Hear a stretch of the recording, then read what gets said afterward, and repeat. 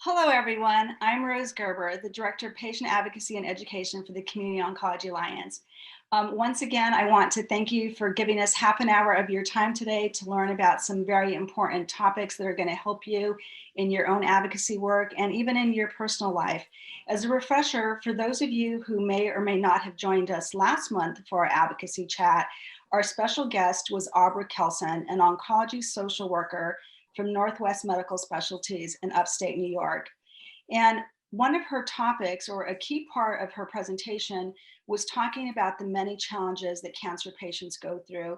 And for all of us who have lived in this space personally or work in this space professionally, the challenges that cancer patients go through are pretty well known. There's the emotional challenges of feeling overwhelmed, feeling hopeless, uh, just a total sense of uncertainty. And in addition, there's issues like real life issues like financial issues, transportation. But really, the focus of her talk was about a lot of the emotional stressors. And within COA and certainly within CPAN, we do spend a lot of our time, the majority of our time, focusing on cancer and specifically cancer patients. But what's important for us to always remember is the important role that caregivers play, not just for cancer patients, but for patients struggling with all types of illnesses. And the difference, I think, for caregivers versus patients is when a patient is diagnosed, whether with cancer or dementia, or Alzheimer's, any other disease, people are going to automatically want to help out that patient. That's hopefully a normal human reaction.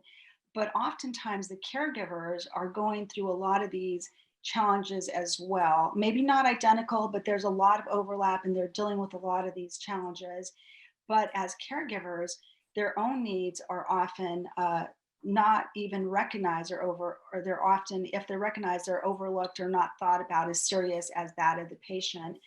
But again, caregivers need support because they're doing such important work, which is why I thought a great extension of last month's talk with the oncology social worker that we would bring in the CEO of an organization that was founded in 1993. And of course, John Schall can correct me if I get any information wrong, but I believe that is correct. So they've been very well established in the space. And the organization was actually founded by two wives who were supporting husbands with their own major illnesses. And here they are all these years later, still doing great work. So it's such a pleasure for me to introduce John to you today. And I've asked him to also share some background information because something that we are very proud of within COA is bringing you some incredible guests. And you've met many of them over the last year and a half. And John, I've asked him to also share some background specifically about his experience in the White House, because again, policy work is a very important part of our advocacy work.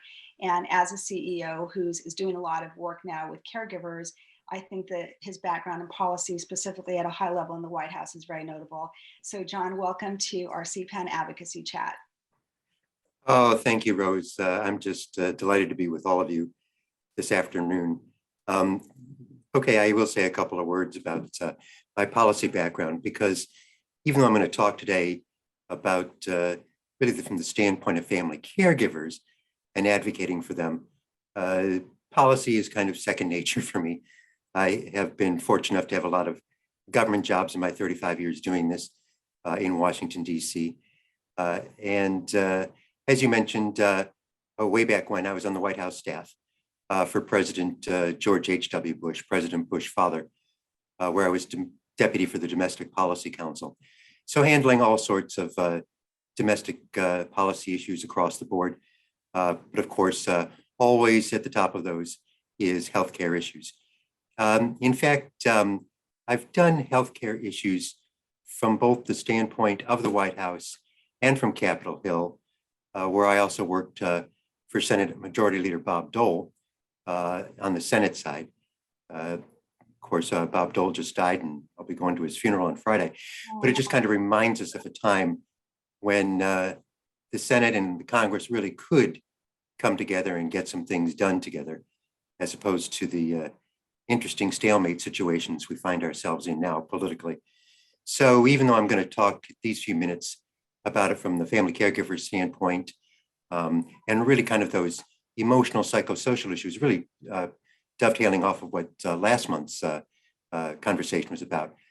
Please know that policy advocacy is second nature to me, and of course, always happy to partner with COA on policy advocacy issues. If we could go to the first slide, I just want to say a bit here about Caregiver Action Network itself. As Rose mentioned, we've been around for almost, 30 years now, can't believe it, and have been really doing this as the nation's leading consumer-facing nonprofit family caregiver organization for those tens of millions of us across the country, who are caring for our elderly relatives or our loved ones with chronic conditions or whatever situation. No mystery to anybody on this call. A lot more care has been pushed to the home in recent years. That's really been the story of healthcare system in the United States. You even see that obviously very much in the oncology space. If we went back 10 years, those infusions that we now kind of take as commonplace may have been done inpatient in the hospital. And a patient may have actually stayed there a couple of days for those infusions. Those days are long, long, long gone. So more and more care has been pushed to the home. So for us at Caregiver Action Network, we are really the organization that tries to help those individuals as they care for their elderly loved ones or someone with a chronic condition, because frankly, none of us is born knowing how to do this. And yet so many of us are in this situation. 2 out of every 5 adults in the United States are now a family caregiver or caring for a friend or someone pretty close to them. So even though it's one of those situations where it feels very isolating and we feel very alone when we're doing it, the fact is there are millions of us doing it, even though when it's happening to us and we're in the midst of doing it, it feels very, very isolating. If we can go to the next slide, I just want to briefly give a sense of those types of people who come to us from across the country. Everything we do for family caregivers is for free. So any family caregiver can use us. And what's I think important from our standpoint as Caregiver Action Network, caregiving really is across the lifespan. Mm-hmm. So people tend to think of caregiving as caring for an elderly loved one, a mother, a mother-in-law, father, father-in-law, grandfather. But in fact, it really is across the board. Certainly cases of Alzheimer's in the United States, for instance, increase exponentially. We have a lot more than we did before. But the same thing happens on the opposite side of the life spectrum. With autism, for instance, where now latest figures show 1 out of 44 children diagnosed with autism. So it really is a lifespan issue. And you see here just some examples of the type of family caregivers, friend caregivers across the country who will use our resources.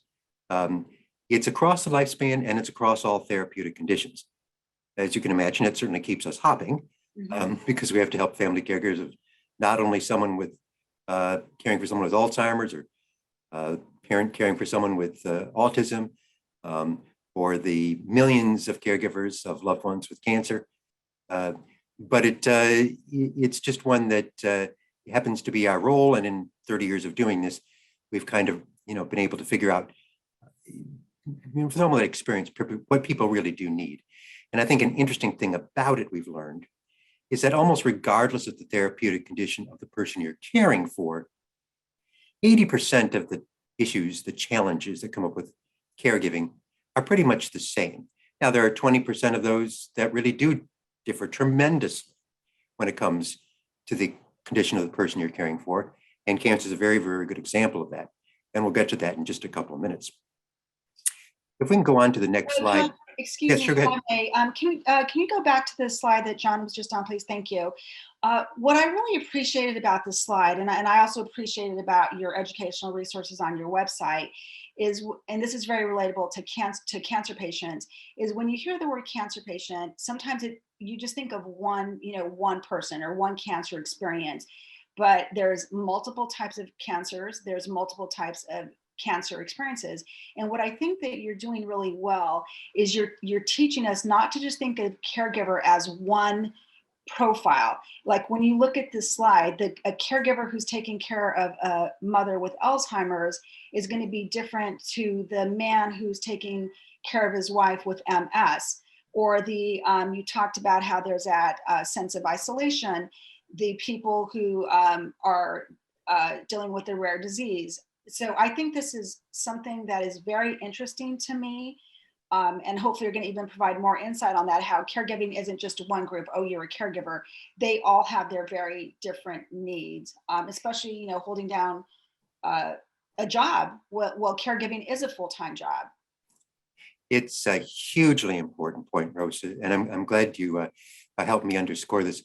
In fact, if we'll go to the next slide just here a bit.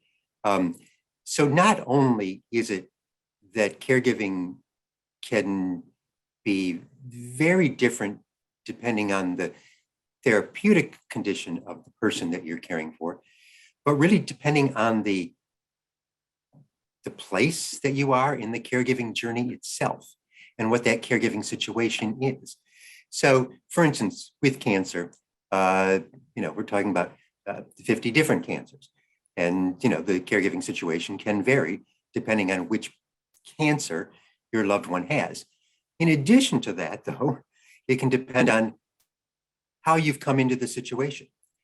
And so one of the things we try to do on our website at caregiveraction.org is kind of tailor to where your caregiving situation might be at that time. With a lot of people, something just happened all of a sudden. All of a sudden, I become a family caregiver. When that's the case, you probably need different resources to meet your challenges than others. And interestingly, that may happen regardless of whether the condition itself goes on for a long time. Alzheimer's is a very good example. It comes on very gradually over many, many years, but it may be some triggering event just occurred. All of a sudden, mom had to go to the hospital, let's say a stroke or something. And then I just realized now I'm a family caregiver. That's very different from being a family caregiver for several years, where I may need different resources. Or for instance, in my case, I live in Washington, D.C. My mother, for whom I'm a caregiver, is in the state of Michigan. Very different having to do it from long distance. And then, as Rose mentioned, those of us who are maintaining our jobs, juggling our full-time job, as well as being a caregiver. Interesting here too, numbers-wise. We tend to think of family caregivers as, grandma caring for grandpa when he's sick, grandpa caring for grandma when she's sick, or mom is at home anyway, so she can care for her mother-in-law. That's not the case. The case is the vast majority of us are holding down full-time jobs. And in fact, caregivers itself skew much younger than you would think. Oh. And most of us are actually in the prime working career years of 25 to 54. So if we go on to the next slide. John, if I may, and I'm asking a lot of these questions for audience as well, as also to drive them to your own website to learn. When you said younger skewing, that triggered a memory of when I was doing my background research on your organization, and I went to some of the stories that caregivers have uploaded to your website. And there was a story that was submitted by my understanding of it was a younger woman who was caring for her mother. And I gravitated to this story for a personal reason, because she was describing that her mother had a really hard time opening jars. And, I chuckle a little bit about it, and it's not meant to be funny, but, I was like, oh, that sounds like me. I can never open any jars. But for me, that's just a frustration that I own every gadget known to man to try to open jars. And I just can't open jars. I always have to go get my husband. I'll confess to that. But as I read her story, it was actually very moving because her mother was struggling with arthritis and she was elderly. So it really, in that moment, taught me as well, okay, my frustration not being able to open jars, but if I was elderly and I couldn't walk and I had trouble walking to the kitchen, that's a whole other level. And it was a young person that had submitted that story. So very educational resources. Thank you for sharing. Yeah, and I love that example. And we'll see that too later on. Because even if we're talking about caring for someone with cancer, most often our loved ones who we're caring for have comorbidities. Yes. So it's not going to be the case that they're just having one condition. There may be 2 or 3 major conditions that we have to worry about. Family caregivers, obviously, they're the ones who are present across all care settings, in the hospital, in the doctor's office, working with the pharmacist. When nurses change shifts, the family caregivers are still there. Certainly, they have the greatest incentive to make sure that their loved ones have a high quality of life. And if we go on here to the next slide, also family caregivers, and I want to pause with this for just a few seconds, an intimate knowledge of the patient. And what does that mean? Because family caregivers know their loved ones better than anyone else, they're often with them 24/7. Family caregivers have the best observational status of the person that they're caring for. So family caregivers have the best insight really into the symptoms of the condition, the side effects of certain medications, the progression of the disease. So I say this especially for all the oncologists who may be on the line today. If you're not incorporating the family caregiver into those dialogues with your patient and about your patient, you really need to, because the family caregiver has some absolutely irreplaceable observations about your patient that you can't get anywhere else. A couple other things I want to say before we move on from here.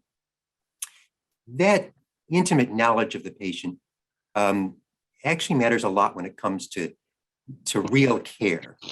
If you're caring for someone with Parkinson's and you happen to know that your loved one with Parkinson's at a certain time in the afternoon typically has their tremors or typically goes into what's called an off period for their Parkinson's, then you know how to plan around better those daily activities to take that into account. So it really does matter when it comes to real care. It's also important to realize, and we don't always realize this, that family caregivers are actually providing not just transportation back and forth, getting the groceries, keeping the house, but some pretty sophisticated medical tasks. That up to 70% of the time, it's actually the family caregiver who's managing the medications rather than the patient themselves. And actually, the more serious condition, the more likely it is the family caregiver managing the medication regimen rather than the patient. So if we're thinking about adherence and compliance with medications, the family caregiver role is central. Also, more than half of these 90 million caregivers are performing some pretty sophisticated tasks at home that we normally associate with doctors and nurses. Right? Family caregivers are doing wound care. They're doing IVs at home. They're handling the cats. They're watching for infections. It's pretty sophisticated stuff. Again, none of us are born knowing how to do this, so we better help them figure out how they do it as they go along. If we can go on to the next slide here. November just happened to be National Family Caregivers Month, so I'm glad we're doing this in the week afterwards. And we launched this campaign nationally for family caregivers to be able to express themselves. Caregiving is a hugely important role, but it can crowd out everything else in your life. And so what we wanted to do in November for National Family Caregivers Life is help family caregivers keep in touch with those other parts of their lives, those passions, those drives that really keep them centered and anchored and make their life worthwhile. It was fascinating to us how many people who are caring for someone with cancer responded to last month's campaign. And you'll just see some of the examples here. People would send us their own images, tell us, their passion in life, and then who they're caring for and what condition. And a lot of those people in the oncology space actually got to us with their images. This is one you see here. I'm a writer caring for her husband with cancer, a mom, a sister with breast cancer. It's very, very fascinating from the cancer standpoint. If we go on to the next slide. John, excuse me. Also, I think when I saw this campaign as well, I was incredibly moved by it. And I thought, again, it reminded everyone, it reminded the caregivers that sometimes you have to take a step back and find what brings you joy and self-care. And I'm a bad example of that, but I'm getting better. But I admire the people that do remember that. And they say, okay, what brings me joy? And I saw one of the profiles, there was a gentleman who said, I'm a hiker. And I don't really call it hiking, I call it walking in the woods and hoping I don't encounter bears, but I love being in the woods. And I think, Yes, that's so important. And it leads, that's the lead. The lead is I'm a writer, and the caregiving, obviously that's a priority in their life, but they're remembering that they have this other outlet, which I think is a lot of what your organization is trying to do, is help bring down that stress level. And the last word you said is exactly the critical point, Rose, to bring down the stress level. We go on to the next slide. It's not just so that we can remind family caregivers to keep in touch with those things they love. There's a real health outcome associated with this. The sheer stress of being a family caregiver takes a huge toll on the family caregiver's own health. The family caregivers are twice as likely to suffer chronic conditions themselves because of that stress, like hypertension, twice as likely to have diabetes, for instance, twice as likely to suffer a stroke. So it's not just we want to keep in touch with, those things you love, but because keeping in touch with those things you love help prevent your caregiver burnout, keep you strong, and keep that health outcome going. Depression, perfect example. Family caregivers twice as likely to suffer depression as non-caregivers. If you're a wife caring for your husband, you're actually 6 times more likely to suffer depression than a non-caregiving wife. And that's why keeping in touch with that part of your existence is so important to keep you strong enough, to keep you healthy, so you can care for the person that you're caring for. As I said, some of it obviously does vary depending on the condition. So we launched a whole separate website called helpforcancercaregivers.org. Feel free to use this, send people to use it, again, completely free, where we're focusing on resources tailored to someone caring for someone with cancer. You'll see here a few of the examples of categories that happen to be in this website. Bereavement, doing caring from a distance, coping emotionally, and keeping healthy. And I just want to pause on these for a couple of seconds before I go on to the next slide. An interesting thing about caregiving, and I'm sort of glad you guys had the conversation you did last month, because this is important here too. There are a lot of psychosocial issues that come up, emotional issues that come up with caregiving, in addition to the nuts and bolts of, how to do wound care, or how to manage medications, how to talk to the doctor, how to make sure with the pharmacist that all the medications are reconciled. There are all these emotional issues that come to play. Feelings of guilt. Am I providing as good care as I ought to? My own depression, the fact that I'm simply exhausted. Feelings of anger, right? Let's be honest about this. Yeah. This is not what I signed up for. This is not what I wanted with my life. And I'm stuck in this role. How to deal with those emotional issues. Clearly, you don't want to express them to the person you're caring for. That's not going to be very helpful, telling them how angry you are, but you got to deal with them somehow. And this gives you resources for doing with that. So that's what Help for Cancer Caregivers is about. And if we go on to this next slide, you'll see if you actually go to the website, it allows you to answer some questions so it can tailor the resources to really what you're feeling at that point. Caregiving is a little bit like life itself, right? Everything comes up from A to Z. At one point, I'm worrying how to manage meds. Next week, I'm worried about my own depression. Next month, it's financially, this has taken a huge burden. We can't just list all 2,000 things that you may ever need in the caregiving journey. That'd be terrible to have you try to go through all those and find what you need. So we're always trying to get you into the channel of where you happen to be at that time. Keeps us busy. It's a conundrum, believe me. Yes. But that's what we're always trying to do for caregivers. We can go on to the next slide. Just a couple of things I want to mention here. As I brought up, there are a lot of comorbidities. It's less often the case that you're caring for someone who's just got one thing going on. People usually have more than one thing going on. So at Caregiver Action Network, we launched a lot of videos that can be sometimes, tailored to a specific condition, sometimes really about all conditions. Because, oftentimes people will have more than one. So, and people learn in different ways. Some people like to read articles, some people like to see videos, some people like to have live chats. So we kind of have to put it in every kind of resource.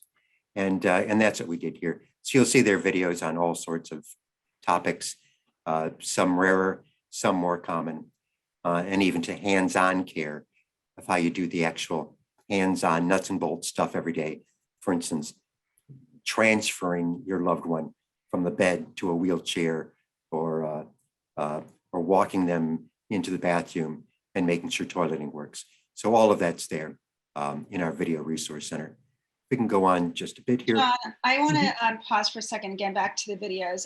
Two things. Coincidentally, I just happened to see a video yesterday just on the internet about a woman who was being assisted by the staff on an airplane. They were transferring her. She was, paralyzed. And it was just incredible. And it reminded me of another advocate that I follow who was paralyzed, and I've seen her do her transfer. And it's just mind-boggling how difficult it is for some of these patients, and then also for the caregivers. But at the same time, we have so much admiration, for what the patient's going through and what the caregiver is providing.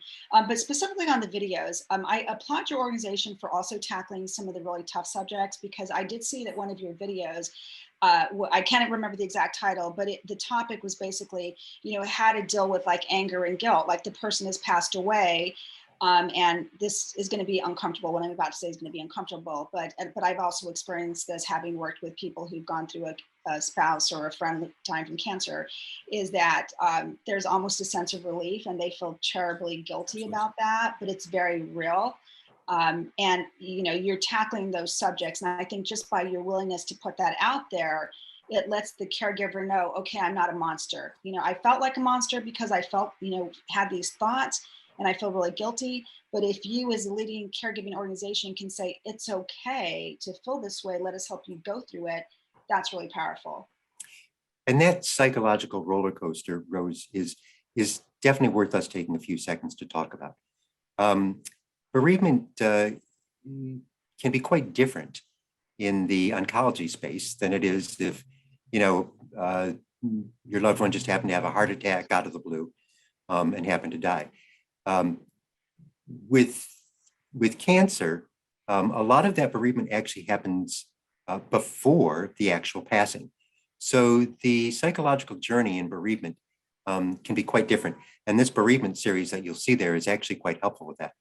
But it also goes to show that even during the caregiving experience, the psychological roller coaster that the patient is on is quite different from the psychological roller coaster that the caregiver is on. Mm. And think of this in cancer. At some point, you're lucky enough with your patient that the patient gets into remission, right? The patient will feel elation, just tremendous joy. Now I don't have to worry about this for a bit. Now the caregiver may be in a very different psychological place. They may think, oh, that's wonderful. But then they're always waiting for the next shoe to drop. So those psychological roller coasters are not the same roller coaster.